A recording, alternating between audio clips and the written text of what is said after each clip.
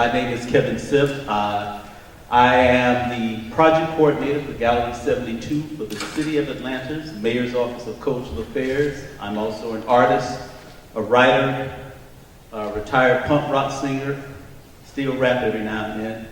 But I'm happy to be a panel's moderator for this panel dealing with Black craft consciousness in the comics. And what we want to do with this panel is talk about the creative souls who have contributed to the what I call the second renaissance of the African American comic industry. Also look at the reasons that motivated them to want to pursue these endeavors and create creatively in this medium. And where do they think the medium is headed and what can be added to it. So we're going to get the ball rolling because I know a lot of you have been waiting patiently for us to get started. And what I'm going to do is allow the incredibly phenomenal individual next to me to introduce himself, let you know who he is, and then we're just going to get right into it. So, you got it. All right, thank you. Thanks everyone for joining us. My name is Dawud. My name is Dawud Anyabwile. I'm the illustrator and co-creator of the Brother Man comic book series. Name of my company is Big City Entertainment. I've actually been into art all my life, and the Brother Man property was actually created in 1989 and released in 1990. So we're actually 25 years in, and just recently released this graphic novel here called Brother Man Revelation in January of this year. It's already received 2 book awards for Best Artist and Story of the Year in the Philadelphia Glyph Awards. From my background, throughout the 80s, I used to do custom airbrushing in Philly, where I'm originally from. So my career pretty much stemmed from me just knowing this is what I want to do. I want to do art, and kind of paving my own way in having my own airbrush shops in North Philadelphia, East Orange, New Jersey, Chester, PA, and I used to work at the Gallery Mall in Philly prior to releasing the Brother Man comic series in 1990 in New York City. So the series had, in a short period of time, went from basically nobody knowing it from 1990 to 94 to selling 750,000 books, and that's independently. That's just my family and I just cranking it out, doing our own thing, going up against the grain. And at that time, there was no Black comic movement. There weren't really a lot of Black artists for me to kind of pull from in terms of how do you do this, how do you do that. You know, there's no internet, so we were kind of like paving our own path. Since then, I've gained experience working in production studios in New York, like MTV Animation, where I worked on a show called Daria, and did a couple of Pink Panther CD-ROM games. Then I moved out to LA, where I was a character designer on the Rugrats and the Wild Thornberries for approximately 2 years during the high point of those shows.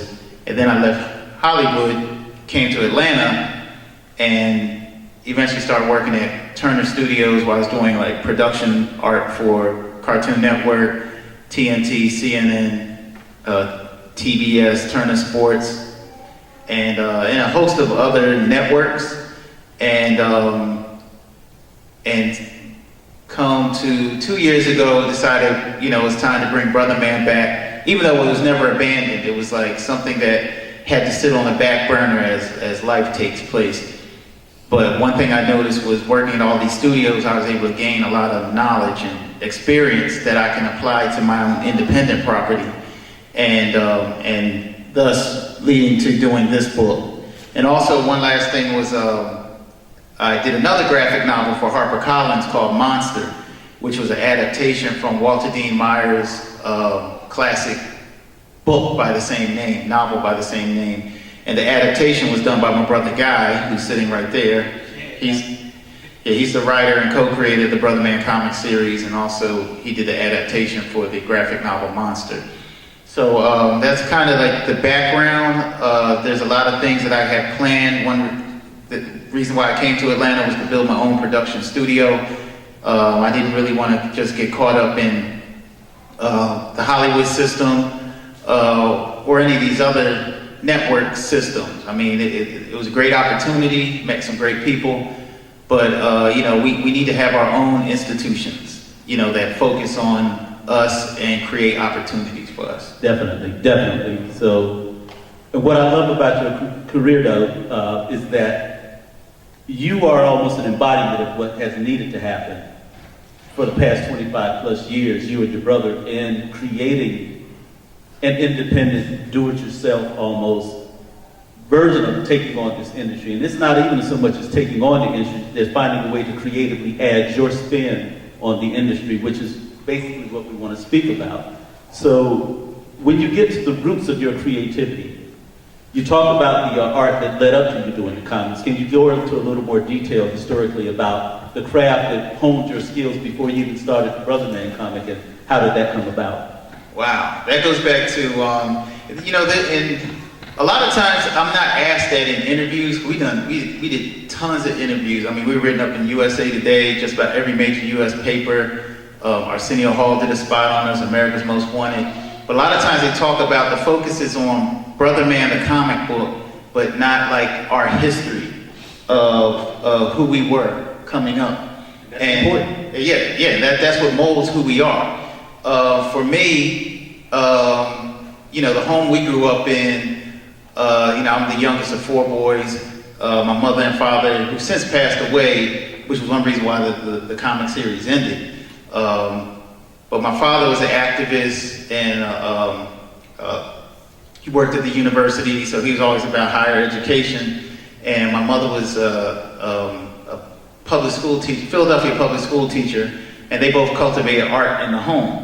So, since I was little, that art and writing and music and all that stuff, that was always a part of the home. So would you say it was coming out of maybe that Black consciousness, Black power movement of the 60s? Right. And like when we go into our basement, my dad had like a library. It was almost like the Black History Library, posters of Malcolm X and just that energy was there. You know what I mean? And my father was an activist, so he was kind of like a frontliner. He was kind of like a no nonsense person. So for me coming up, I had my share of comic books when I was from like 3rd grade to 7th grade. I had to sit down with my father one day, and I'm gonna consolidate the story to where my dad broke down a lot of the imagery in the comics that I was absorbing. And for me back then, I was saving my lunch money to buy these comic books. I mean, literally like starving myself, And I would go to school with my friends and say, "Hey man, you don't never have any money." But the thing is I was just saving my lunch money so I could buy comic books. And so when I had that sit down with my dad, and he was really breaking down these images in the comics, it kind of like, and at that time, I was a little radical. I was like, wait a minute, I'm starving myself for this. So I took all my comics, and my dad had a fire going one night, and I threw all my comics in the fireplace. And I was pretty much done with it. At that time, there was no Black comic movement. There weren't really a lot of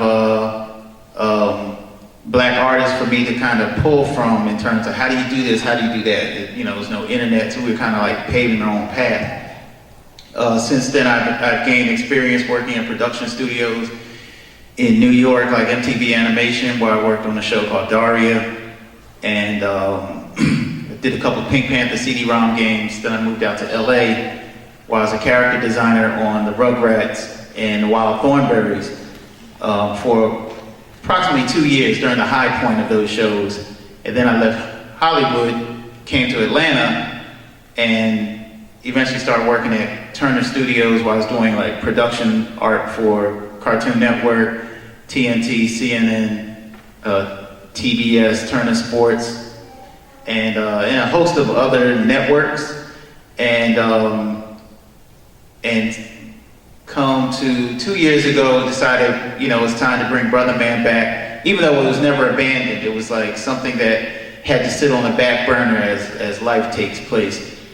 But one thing I noticed was working in all these studios, I was able to gain a lot of knowledge and experience that I can apply to my own independent property. So Afua, what I would like you to do is give everyone a background of who you are, what you do, and then we'll jump into your family history and what shaped your consciousness to the creative person that you are today. Okay, my name is Afua Niyoki Richardson. I am a comic book creator. I've done work with Marvel, DC, Image, Random House, Dark Horse. I'm the 2011 recipient of the Nina Simone Award for Artistic Excellence for being one of the few Black women. And thank you. It's an honor to even be mentioned with her name because of all that she's done. I'm still learning about who she was and the things that she's done, and I'm always open and interested to learning about her story instead of his story, not to dishonor others, but his story is told by the victor and not always the story. But in addition to that, I am an activist and a mentor, a voice actor, a singer, a musician, and an actress. Yeah. Your earliest manifestations of creativity and who nurtured that? Definitely my father. My father is a physicist, he's a physics teacher, and he helped develop the research that built MRIs, and goodness, he helped develop string theory as well. He's a very, very intelligent man, and he is also the founder of the Civil Rights Division of the U.S. Coast Guard. And he was one of like 8 men at the time, 8 black men who were allowed to gain the rank of lieutenant commander, which is not really something at the time that was really achievable for black men. But he was an oil painter and a sculptor, and as a little girl, I never saw him paint. Not one tree. And he was so sad all the time. But he would give me the tools, and he would just sort of leave me to my own devices. He gave me my record. What I'm hearing and what I've kind of come to understand is that there's a lot of money, a lot of technology that's involved in art, and it's quickly outstripping the community that's left with like pens and pencils and sketchbooks and stuff like that. Like, I can go back home and I can sketch out all my ideas, but at the end of the day, if I don't know how to use all these computers and all this technology, like, man, I'm not as advanced in this field.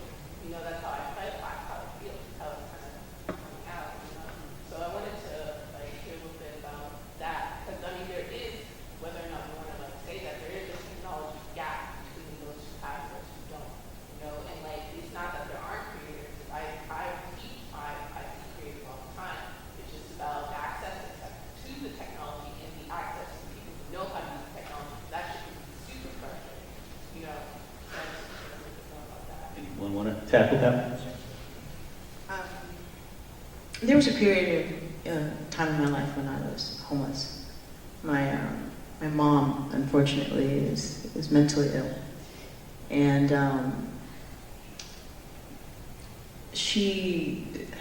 it was really hard to just have any peace in the house, just at all, with someone who's just raging, just constantly. So my dad went in one direction, she went in another, and I had none. I was sleeping on the subway. I would sleep in the park. You know, I had my flute with me. I never begged for money. I would stay with friends, stay on their couches, and I was always trying, always pushing. You know, I never let my current circumstances be my title. I wasn't a hobo. You know, I wasn't homeless. I was a flute player. I did what I repeated. I wasn't what I was. And that's what I kind of had to tell myself, even though I was incredibly depressed and incredibly sad a lot of the time. And I had some amazing friends who took care of me because I took care of them. And I was really lucky because a lot of people don't have that and they fall through the cracks. So a lot of my computers were hand-me-down computers. And anything that I could learn how to do, I desperately tried. I was just like, man, I'm going to the barbershop. Can you teach me how to cut hair? I'll learn. So like, while I'm cutting my hair bald, I'll cut it. The will, that is something that I saw not a lot of people have. They want it. They want it instantly. They want it automatically. They want a big break. It doesn't happen that way. They weren't afraid to put in the work. They were afraid of this really long journey, which is what it is. And I wasn't. Because I knew that if I played this thing 20 times over, then I would get it right. And I had people who believed in me, who were willing to give me a chance. Where I saw others who felt very defeated and decided that the method that they wanted to go was to self-cook or sell themselves. And I couldn't blame them because they needed to eat. But that wasn't my choice. I was like, I have these abilities, I have a mind, I need to use it. I have to figure something out. So I started making phone calls, I started figuring things out. I started playing my flute. Somebody threw a $100 bill in there. So I got a P.O. box. I was just like, $28 for the year. I have an address. I can get a job. So I started getting jobs. Small jobs at first, and then I got hand-me-down computers. I would go to the library. I would find a way. I really wanted to. I really had to use my mind, even though I was like hungry, hopeless, had headaches out the wazoo. But I really wanted to draw. I really wanted to make music. And nothing, no one, nothing was going to stop me. And that's what ends up happening. They lose their hope.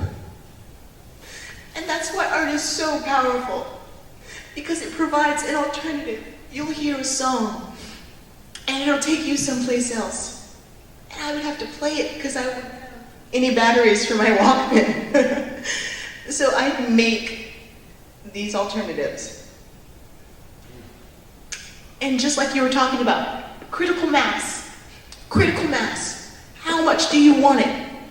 How much do you need this? You have to tell yourself, I have to make this art or I'm going to die.